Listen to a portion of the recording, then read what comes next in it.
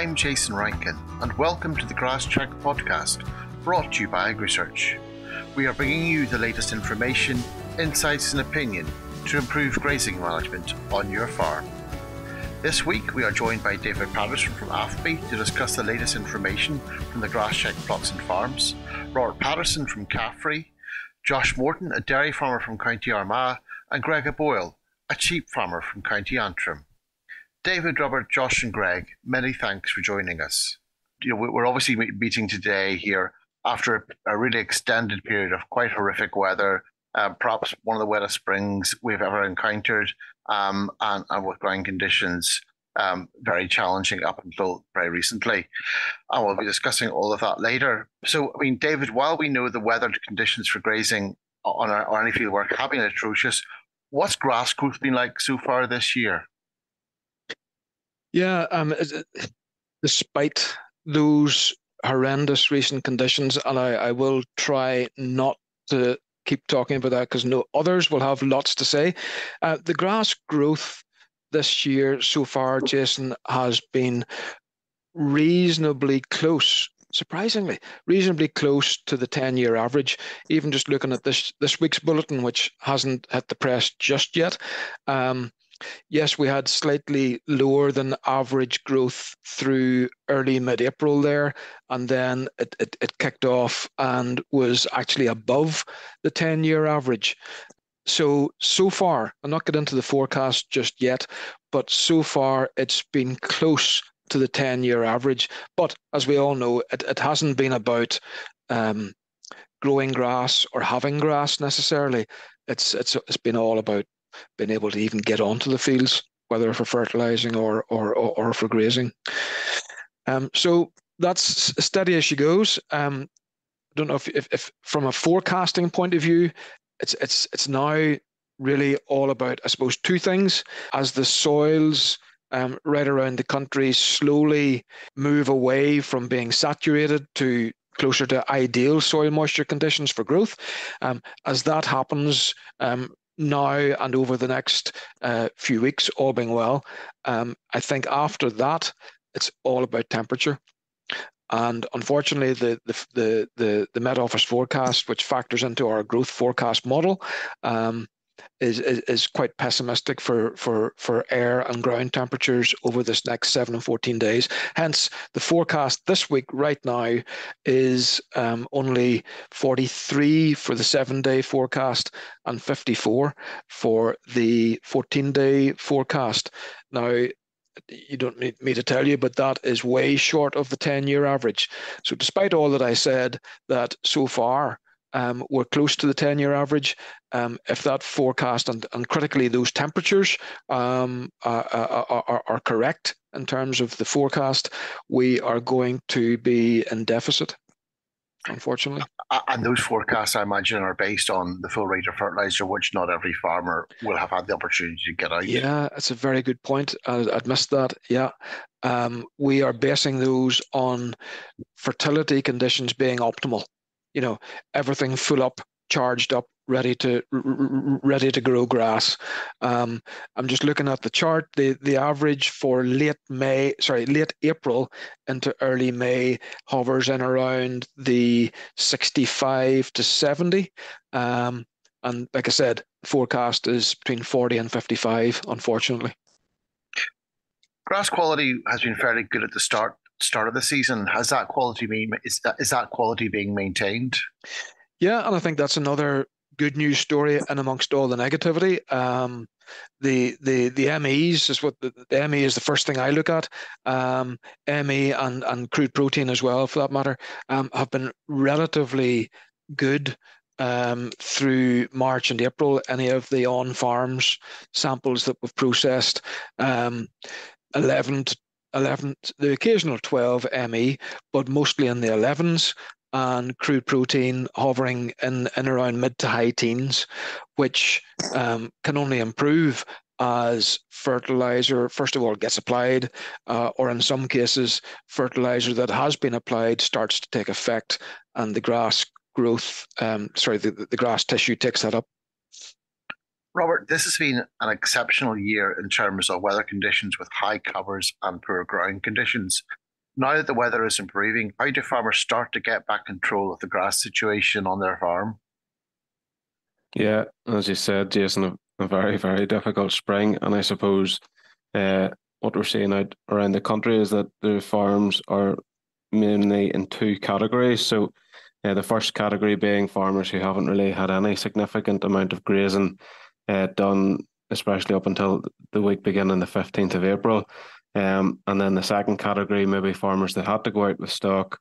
They are well around the first rotation. They have done quite a bit of sward damage.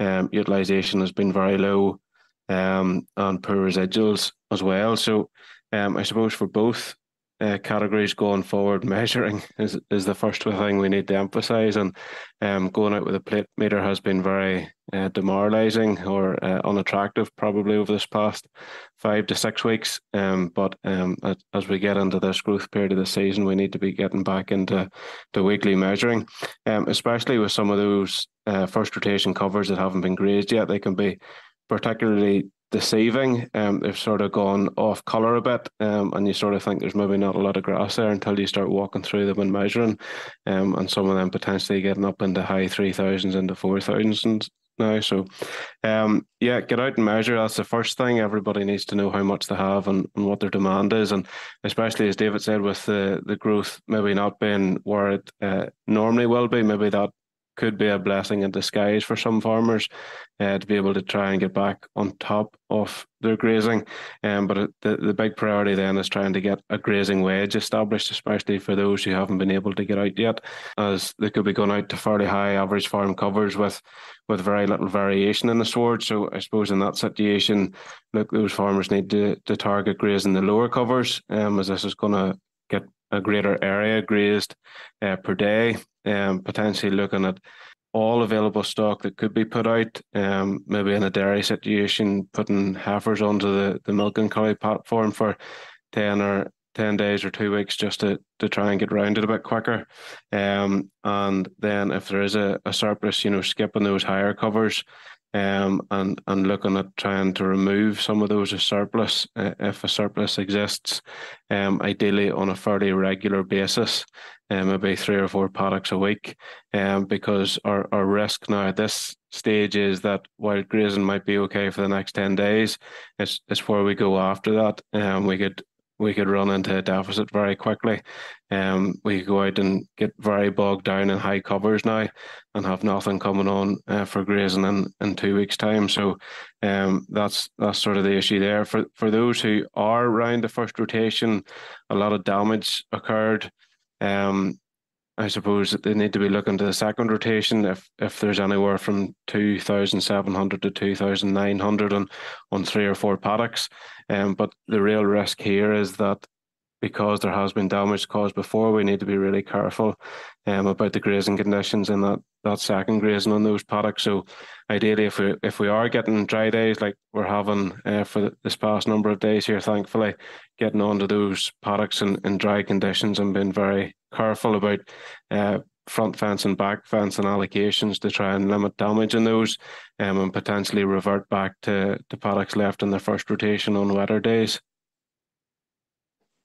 Thank you very much, Robert. Josh, coming to you next. I mean, I almost dread to ask this, but how is the grazing season gone for you so far? Challenging would be the word.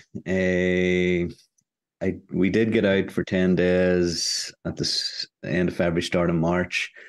And then since then, we know what has happened. It's just been raining. So they are coming back nice for second round. I've started grazing them. The last couple of days took a couple of paddocks out because, as Robert was saying, covers are getting strong, and pre-grazing and residuals was leaving far too much, and then your second round was going to be a mess. So took 3 paddocks out to speed the first round up and back into the second round, and hopefully we'll get a nice wedge from there. So, in terms of what's the current kind of grass situation on your farm there, Josh? Well, you're now in the second round. What's your kind of average cover? The last couple of days. So average APC is 2,490. So a wee bit still on the high side, but as predicted growth is and might not be there, we don't want to go too low in that yet at all. Pre-graze is 3-1 at the minute, which is probably a little bit high for the end of April, but it is where we are. It's not the end of the world having a high cover at the minute, but if growths do take off, we can take a paddock out for bales again. We'll the plan is the next 2 weeks to monitor that and see where we are going forward. And in terms of your kind of fertilizer application, how has that been affected this year so far? Lucky enough, I got on at the first couple of weeks of March and got on with the protected urea for 50 units. So I'm fully, as you would say, fully loaded in at the minute. Probably following on from now, we'll go with 30. And that hasn't been done yet, but with maybe a wee bit of rain forecast this weekend, we'll probably go out with that. And in terms of, with the cows, so you said you got out for a little bit in March, yes. and then you had to pull them back in for a while. Yeah, which wasn't ideal. We're a 120 cow spring calving unit here, so it was a little bit frustrating with intakes and stuff like that, but back on the silage and full winter ration again for them 5 weeks. Body conditions going probably isn't too bad because cows were fully fed, and I didn't go out and try and do the 3 hours because I'm on my own. I went back into winter mode and kept them inside. So grass probably affected a little bit of quality, and feed going in the cows, but going forward now, I think we're on a good place with what we've done. We haven't damaged too many paddocks, and any strong covers, we'll just take them out for bales if that happens. Okay, Josh, thank you very much. Gregg, moving on to you. You obviously been busy the last while, lambing a lot of sheep. But how's the grazing season gone for you so far, and how have you coped with this year? Frustrating will be the main word. All right. We would have an out farm as well, and we sent our ewes with singles up there. We would graze it very tightly, so that's managing okay. They'd be getting into tight covers of 17 or 1800 and coming out the next day or whatever at 1600 odd. But at home it's nearly the opposite. We put the ewes with twins out at home. We kind of spread them over the farm as much as possible at the start, and we're just gradually tightening them up now. We've got them in 3 groups now in 3 fields, and possibly this next week or so we'll tighten them up again and get the fences out into the paddocks. But it's at home they're beginning to higher covers. Some actually, one last week we tightened them up into covers of it was above 3,500. So it's probably too high, to be honest, but we'll put them in and they're grazing it down very quick. But it looks as though, you can see the stemmy stuff at the bottom there coming now. So it'll probably be hard to graze out. But it's given a lot of mastitis in the sheep as well. They've got wet and probably poor dry matter intake. So it's led to a lot of mastitis, especially at home, with the ewes and twins. The ewes and singles have been okay so far now, but the ewes and twins have quite a bit of mastitis. Understandable given the conditions. So in terms of your current conditions on the farm, have you got your average cover under control? Do you think, growth and demand will evenly match the next while, or have you any concerns about either too much or too little grass? Probably the last field went into there with the big lot. There was probably a bit too much, but we'll just gradually manage it and get into paddocks next week, hopefully, and take it from there. And any surpluses, we'll either take them off as bales, or we would usually top it. We have an old mower we usually top it with, which is good for, I believe it's good for the clover as well. Lets the light into the clover and gets rid of that stem material. So brings on the better quality grass the next round. So, Gregg, you've been making a conscious effort over the last few years to bring clover into your swards. How's that gone for you, and have you been able to kind of reduce your fertilizer application as a result? Yes, we reseeded a field there in August 21, and it came quite successful with the clover. And even more so last year, we were measuring obviously with AgriNet, and it turned out we actually had ordered fertilizer for the grazing ground, but it turned out with, I could see from the software that on the wage that we didn't need any fertilizer, or didn't need to sow it on the grazing ground. So we managed to do without any in the grazing ground altogether, which obviously helps economics, obviously. Absolutely. And carbon footprint as well, which is usually a big factor. We just had the DERA advisor out yesterday. She was mentioning that usually people would be in the red for fertilizer usage, but we're in the green, so helps there. We had, with a combination of no fertilizer on it and May, June time, generally after most rotations, we would top it with the mower, which I think helps the clover a lot. We actually ended up with one paddock with too much clover. So we'll hope to do more reseeding again and use that. Okay, thank you. So looking forward, what do you think of the key actions you'd be taking with regard to kind of grassland management over the next couple of weeks, Gregg? We'll probably getting our paddocks fenced off and just using the software to decide again what to do, whether to take out any surplus or maybe to move into silage ground. If we close off silage ground, we can move into it if there's a shortage. Robert, many farmers obviously at the moment are in the unfortunate predicament of having full slurry tanks, but perhaps lots of grass everywhere. What are the options for those farmers? Yeah, Jason, as you said, slurry is quite an issue on a lot of farms at the minute. And in hindsight, those who were forced to spread at the start of February are the ones who are best off now because conditions never really improved. High grass covers and slurry applications aren't really a great combination in any circumstance.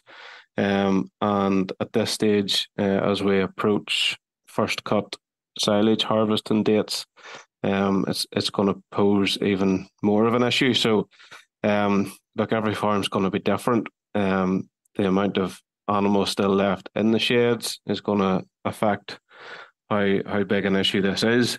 But ideally, if there are surplus paddocks being harvested there that are coming out of the grazing round, if there's different types of slurry and there's more dilute slurry that could be targeted to those. Sort of 2,000 gallons to the acre. Hopefully that's not going to have too big an impact on the next grazing of those paddocks, and try and ride out the storm until first cut is harvested and a larger volume of slurry can be moved. But really, it doesn't really matter what type of spreading method you're using. Going out onto high covers of 4,000 with large applications of slurry isn't going to be a great option. And Robert, also many farmers may only be getting up fertilizer onto paddocks now that conditions have improved. Assuming that they're planning to do a first cut as usual in mid-May, how much fertilizer should they spread? There are farmers out there like Josh who got the odd opportunity throughout the spring there, but yes, for those who haven't got any out, I suppose we'll split it into grazing paddocks and silage ground. For grazing paddocks, yes, go on ahead when the conditions are right, especially with those lower covers. Those higher covers that are maybe going to be grazed within the next week, perhaps hold off just until those are grazed and then go on at that stage.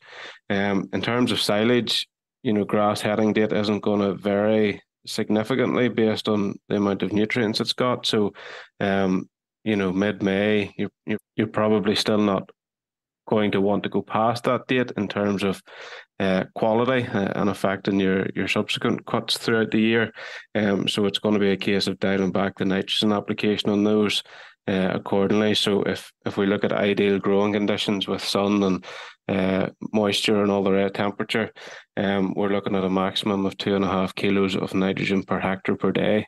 The other thing to consider about those silage swards, potentially, if they haven't received slurry, there's going to be a P and a K demand there as well, which if they don't get some source of could affect yields even further. So potentially looking at going on with a compound fertiliser at this stage at a reduced rate instead of just the straight nitrogen. The other thing to think about is just the amount of nitrogen going out onto paddocks. I would try and avoid this idea of catching up with nitrogen applications in paddocks, because this could lead to elevated levels of nitrates in the grass, which is going to have implications on rumen efficiency, potentially fertility, and your nitrogen use efficiency. So I suppose the little and often approach is still going to be best, rather than trying to catch up with a big application of nitrogen. Thank you, Robert. David, some farmers might be wanting to go to silage earlier in order to reset and get fertiliser and slurry applied to clean ground, and indeed in recent days we've seen quite a lot of grass cut. What should farmers watch out for if cutting early?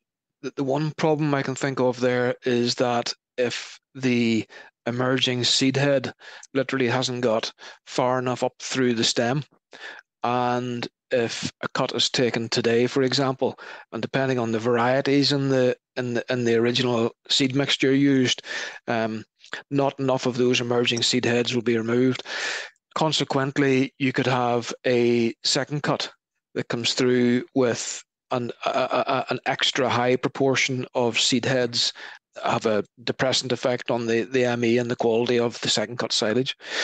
So it's as usual. It's getting that biting point between bulk and maturity, but not going too early in case you simply have a penalty of seed heads in the second cut.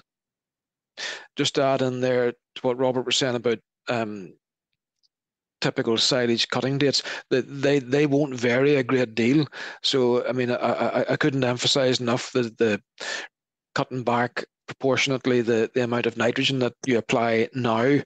Now that ground conditions have firmed up on silage ground, because grass variety maturity dates are determined first of all by day length, which doesn't, we can't control that, and temperature second of all. And yeah, there might be a bit of a cool spell coming, but between now and silage time, temperatures will probably recover near enough to seasonal average, and you will have grasses maturing usually within a week of their official heading date, every year. It doesn't vary a great deal. Just picking up there on what Gregg was saying about clover. Yeah. I'm not going to hide the fact I'm a clover enthusiast as well, but on our clover check plots, I was just looking at some numbers this morning there, and it's interesting. When I compared the clover, we've got two sets of clover check plots: clover 0 nitrogen and clover 67 kilos of nitrogen, and we've got three rates of nitrogen on the grass only plots: 67, 135 and 270. So far the clover 0 and clover 67 plots, week by week, right through March, right through the first 3 weeks of April, have been on a par with the grass plus fertilizer plots. And it's only in this last week, literally, from the 15th of April to the 22nd, where I can see the grass plus high fertilizer, the 270 rate, starting to stretch out beyond the grass clover growth rate, as you might expect. These are plots, not paddocks, and they're getting every opportunity to perform. So I would expect the high rate of nitrogen grass only plots to start pulling ahead, but it has only happened in this last week. Oh, that's really interesting, David. I think it does just show the potential of clover, and I think it was great to hear from Gregg just how that a good clover sword, you really didn't feel he did any nitrogen on it last year at all, and I think for some of those guys who have been making a success of clover, and it's not easy. I think the rewards are great. Josh, come in there. Yes. Just a question for David. On the clover plus F nitrogen, what is their sowing dates for fertilizer on that plot, or when is the optimum time to sow fertilizer if you have clover in your plot? The clover 67 kilograms of nitrogen per hectare per season, over half of that is applied. What I'm trying to say, it's very much orientated towards spring, and there's a bit of a literally spoon feeding of maybe, I can't remember the actual numbers, but I think it's maybe only 5 kilograms of nitrogen in subsequent rotations. So out of the 67, roughly speaking, maybe 45 of that would already have been sprayed by the end of April. In other words, what we're trying to do there is put nitrogen on as a substitute for biological nitrogen to fuel grass growth and then get it grazed off. Yeah. Because what we don't want is growing a whole pile of grass to overshadow the clover, and then that just leads to a clover decline. So put the fuel in, that'll grow grass. It'll also grow a bit of clover, I should say, but it'll grow mostly grass, get that cut or grazed off, and then allow the clover to do its work through the rest of the season. That's it for this episode of the GrassCheck podcast, and my thanks to David Patterson from AFBI, Robert Patterson from CAFRE, and Josh Morton and Gregg for joining us. Don't forget to rate, review and subscribe to the podcast. You can listen on Apple and Google Podcasts as well as Spotify. For more information, you can go to the GrassCheck website, www.agresearch.org/GrassCheck, and the GrassCheck social media channels. I'm Jason Rankin, and join us the next time, the GrassCheck podcast. Until then, stay safe.